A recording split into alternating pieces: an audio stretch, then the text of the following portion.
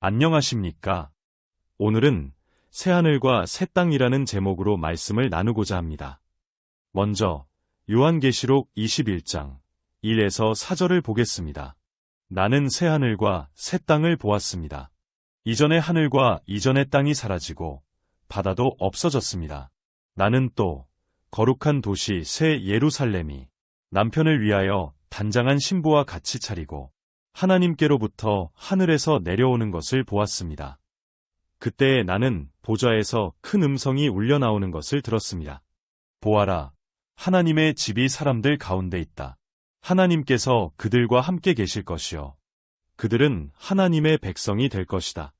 하나님께서는 친히 그들과 함께 계시고 그들의 눈에서 모든 눈물을 닦아주실 것이니 다시는 죽음이 없고 슬픔도 울부짖음도 고통도 없을 것이다. 이전 것들이 다 사라져 버렸기 때문이다. 이렇게 기록되어 있습니다.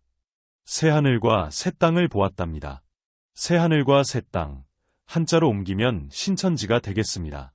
이어지는 본문에서 요한은 7 천사 가운데 한 천사의 안내를 받아 하늘에서 내려오는 거룩한 도시 예루살렘을 봅니다. 그 도시는 하나님의 영광에 쌓였고 지극히 귀한 보석들로 지어졌답니다. 예루살렘 성전이 서기 70년에 파괴되었으니 30년 정도밖에 지나지 않았을 때입니다.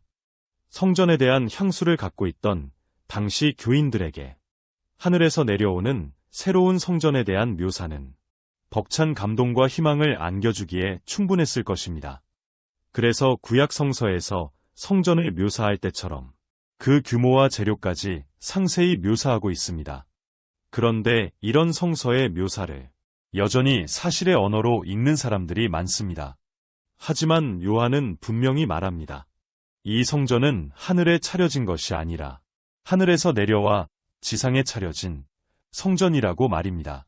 2절에서 저자는 말했습니다. 거룩한 도시 새 예루살렘이 하나님께로부터 하늘에서 내려오는 것을 보았다고 말입니다. 3절에서는 하나님의 집이 사람들 가운데 있다고 말했습니다.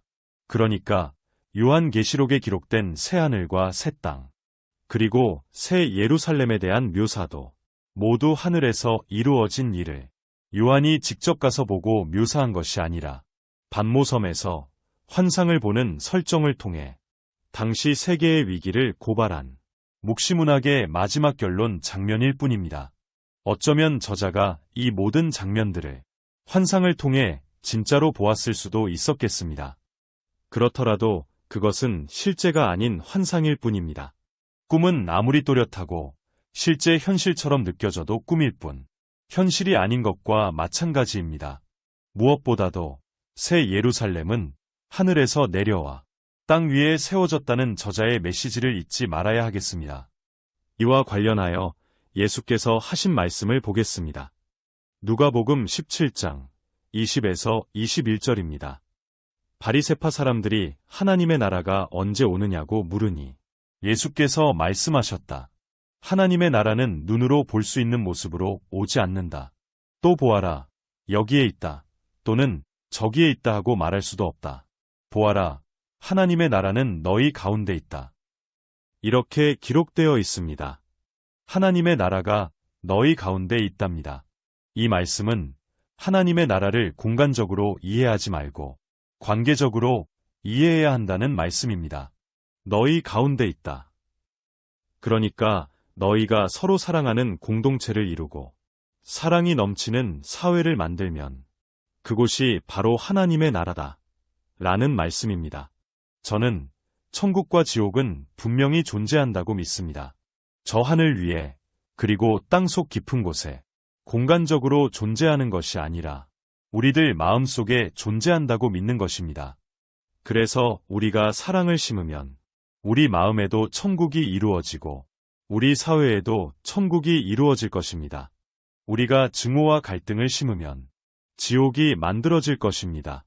우리 마음에도 우리 사회에도 지옥이 만들어질 것입니다. 그리고 그 천국과 지옥은 예수님 말씀처럼 겨자씨와 같이 아주 작게 시작되지만 큰 나무와 같이 크게 자라나게 될 것입니다. 오늘은 여기까지 하겠습니다. 고맙습니다.